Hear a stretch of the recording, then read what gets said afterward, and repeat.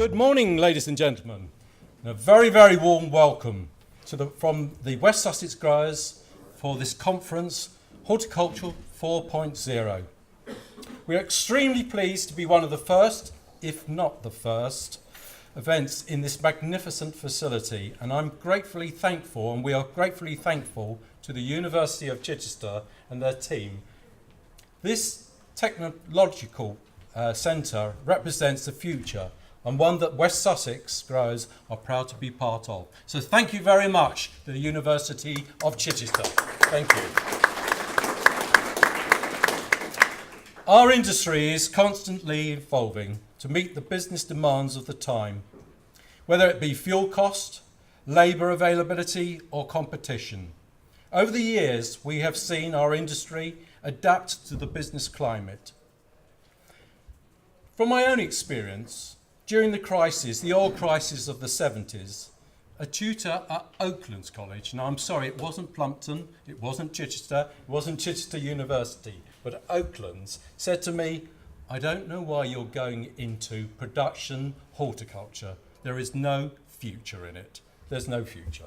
Still, then we moved on to coal, and I had very many sleepless nights over using coal at Toddington Nursery, because every afternoon, when the weather got a bit damp, the boiler used to fire up and move to the east and deposit all this soot over VHB glass next door.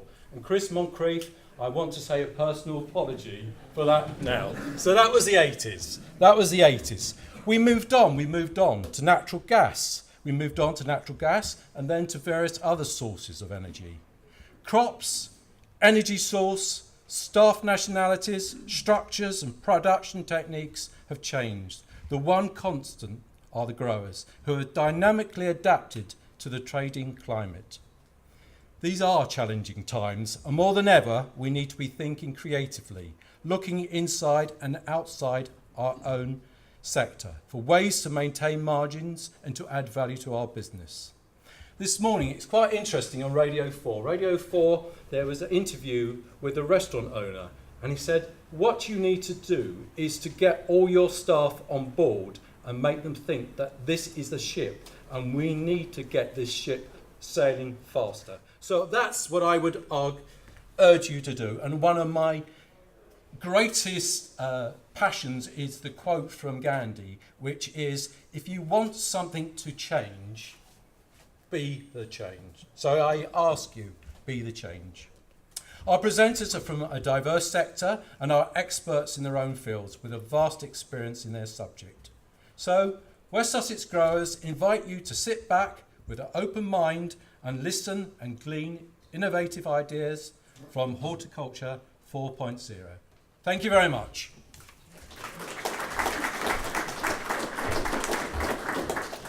Good morning, everybody. My name is Richard Hopkins. I'm the MD of Fargrow and the Vice Chairman of the West Sussex Growers Association. I'm just going to chair the first session and then we'll have other chairmen throughout the day. A couple of points. If time allows, after each speaker, we will take some questions, but we have quite a tight schedule, as you can see, so if we don't have time, we'll have to move on and you'll have to grab people in the breaks and after today's session. Some of the slides may be difficult to see from the back if the writing's very small. We will release the slides on the West Sussex Growers site. There will be a few videos we need to remove from there because they're commercially sensitive, but they've been brought along today. First speaker today is Gillian Keegan, who's the MP for Chichester. Gillian's been a huge supporter of the West Sussex Growers and visited many of our members' sites and become very engaged with the impact on the industry and the importance of the industry in this area and has picked up the brief pretty quickly, I'd say, so we need her to move into an important ministerial role pretty quickly. Gillian is unusual in some MPs in that she's actually had a job and a career in the real world. So I'd like to welcome Gillian as our first speaker. Thank you.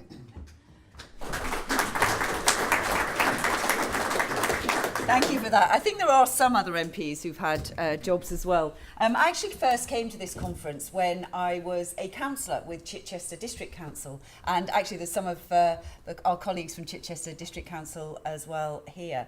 And the Tech Park, it's amazing to come to this. I've actually been a few times during its construction. There is possibly my worst political photograph, which is out there with a high-vis and hard hat and the boots and a rather delicate cream dress, because I'd actually forgotten what I was doing that day and I was speaking in the evening, so I dressed for that and not considered the dress. So there's some rather funny photos, but every time I come round here, it's the only place I think that could inspire me to make me want to go back to study, to go back to school.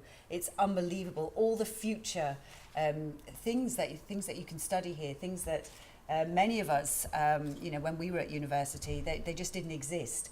And I think that's it's fantastic that we've got this investment here in Chichester. And actually, I would urge you to collaborate with both Chichester College and Chichester University, because I think there's a lot more that we could do locally to make sure that we match the skills that you need in the future and what could be studied here.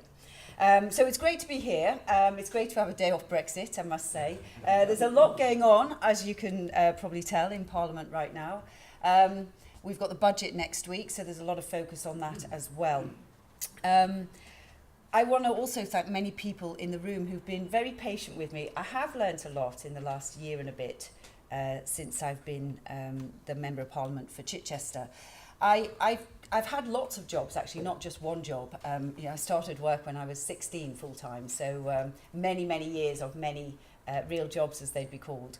But I'd never worked in anything to do with food or farming or growing. So that was an industry I'd never looked at, really. I'd worked in the car manufacturing industry, so I can understand frictionless trade from the supply chain perspective. I've worked in banking, so I understand that pretty well, and financial services, and I'd worked in technology for travel and aviation industry, so I understand a lot of those issues. But this area, I hadn't. So I've spent the last year, I don't know how many places I've been around, actually. There's many, probably more than 10, I would imagine.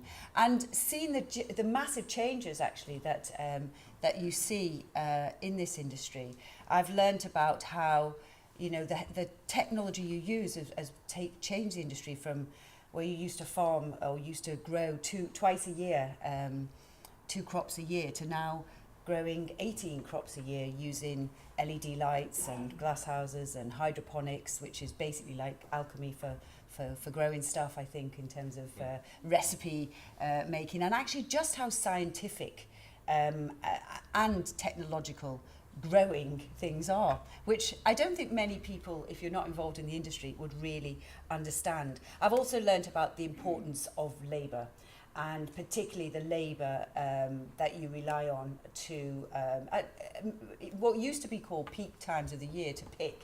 But of course, with 18 crops a year in many cases, those peak times are pretty much all the time. So I think that's something that perhaps most people don't really understand until you look now at the industry. They probably imagine people come over at harvest time and pick a lot of stuff and then go back, but I've learned that that's not the case. And also the importance of other value added things like using the waste products for power and energy, and also the processing that goes on. I was quite struck by misshapen things that were being grown, or things that perhaps are too large. Large sweet potato. I have seen sweet potatoes that big as well. That's something else I've learned.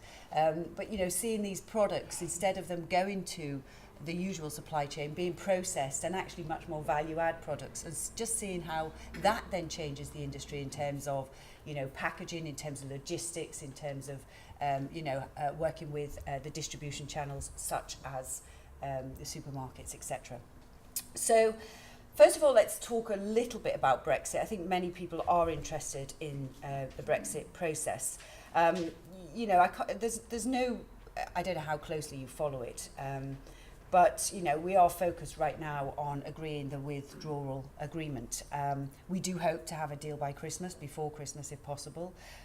However, as the Prime Minister has said, 95% of the way there, but the 5% is actually the critical bit, which is resolving the situation for the Northern Irish border, which, you know, you can have a view about whether it's real, whether it could be solved with technology, but I think everybody would understand that it's highly political. And everybody understands that the Northern Irish situation is highly political, and even today the devolved government is not sitting, so it's a highly sensitive time. The people involved in that negotiation, I speak to them a lot, seem very confident that this deal will happen. There is absolute mutual requirement for a deal on both sides. It's very simple to see that the 43-year-old trading relationship that has built up all kinds of collaborations. I was listening on the radio this morning to the scientific sector and the chair of the Royal Society, or the president of the Royal Society, talking about just how integrated those communities are across Europe, and that goes for many of our industries and many of the operating models that have built over the years. And that's why the framework that the government, the so-called Chequers plan, that the government put forward is actually a compromise, which is looking at what's been established and trying to ensure that as we negotiate a new trade arrangement with the European Union, we have something which doesn't break everything that's there already. So for agri-products and for many other products, we have determined that the best way to do that is by keeping a common rule book, because that is the basis upon which trade can freely happen. And that therefore has a lot of implications in terms of standards of products and checking of products, and effectively that we would keep within that regulatory framework.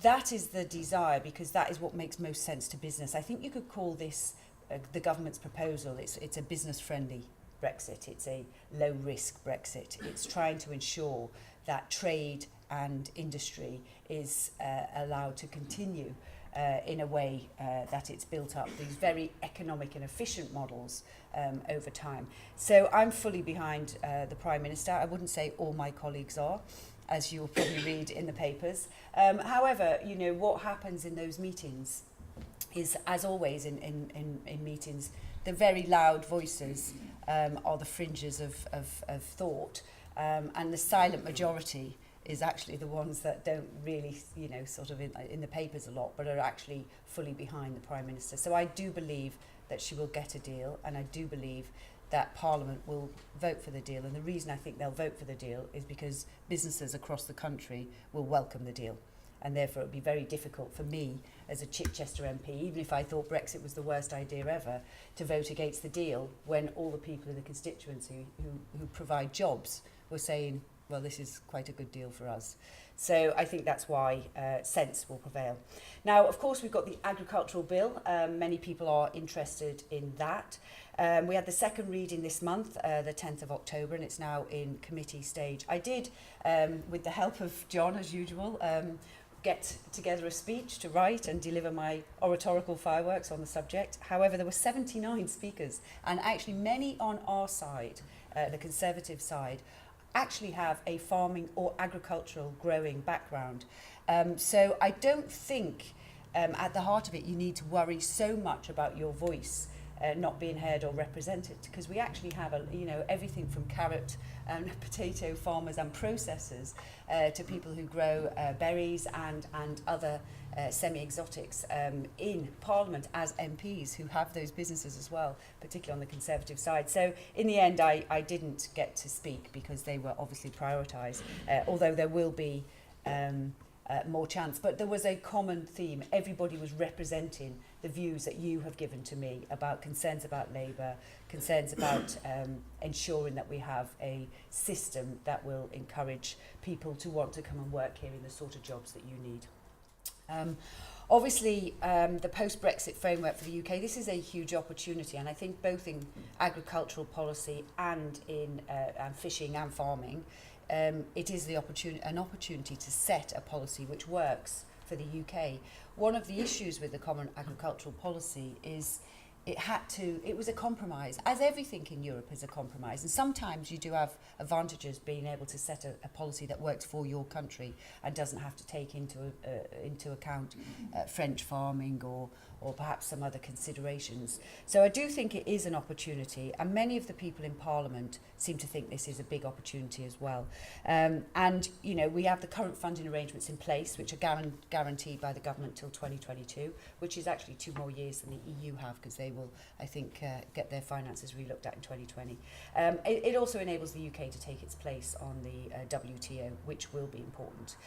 So in terms of access to labour, I know that you know, there have been some difficulties this year in terms of attracting labour. I think from what I understand, most of that is due to the difference in exchange rate.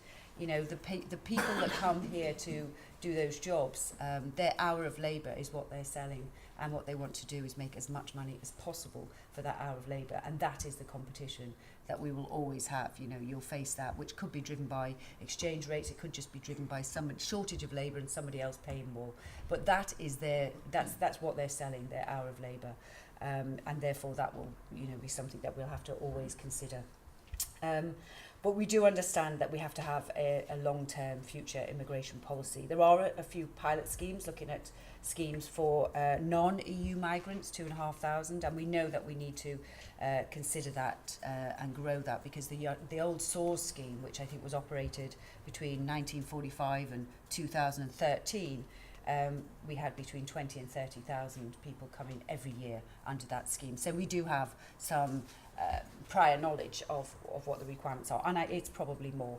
And of course, we will need this for quite a long time. There's much discussion about growing our own skill base and labour. Of course, that's something we should do. Much discussion, which I'm sure you have today, about technology, robotics, etc. But you know, I've witnessed for myself the raspberry picking that goes on, you know, around the district, and picking somewhere between 15 and 19 kilograms of raspberries an hour is something that I'm not sure what the machines can do or the robotics can do, but I'm pretty sure there won't be anything like that, because it's they say the unskilled labour that does it, but it's highly skilled. It's just not a skill that we've defined, and it's a difficult skill to define. It's one I couldn't do, but it is difficult to define. Of course, we need frictionless trade in agricultural products. That's what the current proposal is designed to do. We know that any delays at the border for perishable goods is a disaster. You know, it is understood, and it's understood by the government. And of course, sticking to the common rule book is a way that we will ensure that we continue to collaborate on regulation and standards for our food industry. However, you know, you can't open the paper without seeing the no-deal scenarios, which have got, you know, everything from, you know, the Calais being closed. 34%, I think, of our roll-on, roll-off goods come through Calais. The mayor of Calais is very unhappy if Calais closes. Calais actually, not only as a port, but probably as a place, closes without it. It's probably its biggest employer. You know, the negotiation, there's an awful lot of signalling, which is very distressing actually for anybody who's trying to run a business or plan, because of course all you'll hear is this, you know, this doomsday scenario may happen. We have got lots of no deal planning in place. Whether it's enough or not, it probably never would be enough, because actually even today, you know, you find out more and more implications of us crashing out without any kind of collaboration. When you've collaborated for 43 years, if you decide on one day to stop collaborating, no extent of no deal planning will completely mitigate any impacts of that. But I do believe that it is mutual on both sides. In France, I think they've just appointed or given 2 ministers new responsibility for no deal planning. And part of that no-deal planning is actually extending the ports and extending the number of people and facilities to ensure that if there were checks in place, they could be done in very quick time. In terms of skills, reskilling is important, and skills lifetime will obviously be shorter. Here, if you look around at what they're learning here in terms of, you know, the future technology and access to them, artificial intelligence, deep machine learning, you know, they're all the things that I'm sure you're going to talk about, but I would urge better local collaboration. And of course, you've got many innovations in the industry already.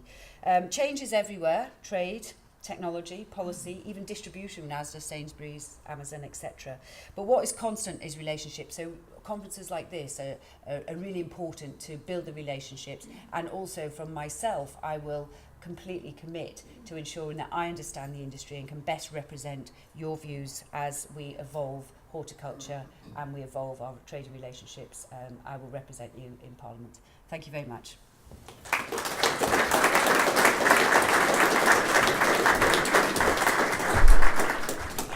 Thank you, Gillian.